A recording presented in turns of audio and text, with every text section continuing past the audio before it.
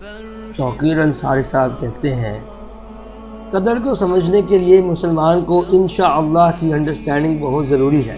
ہماری future planning ہماری قسمتوں کے لکھے ہوئے کو نہیں بدل سکتی جب تک اللہ نہیں چاہے گا۔ انسان بڑی بڑی پلاننگ کرتا ہے مگر قسمت کے لکھے ہوئے کو بدل نہیں سکتا۔ اس لیے اللہ نے مسلمانوں کو اپنے رسول صلی اللہ علیہ وسلم کے ذریعے ریئلائز کروایا۔ اس واقعے کے تھرو یہودیوں نے رسول اللہ صلی اللہ علیہ وسلم کی نبوت کو ٹیسٹ کرنے کے لیے 3 سوال کیے، اصحاب کہف، ذوالقرنین اور روح کے بارے میں۔ تو رسول اللہ صلی اللہ علیہ وسلم نے کانفیڈنس کے ساتھ کہہ دیا کہ کل آ جانا، مگر آپ صلی اللہ علیہ وسلم نے انشاءاللہ نہ کہا۔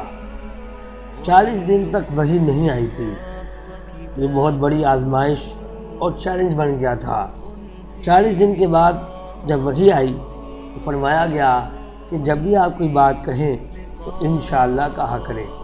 آپ مسلمان ہیں یا نہیں، قرآن کو اپنی لینگویج میں پڑھیے اور سمجھیے، اور مزید انفارمیشن کے لیے ہماری سائٹ thinkallah.com کو وزٹ کریں۔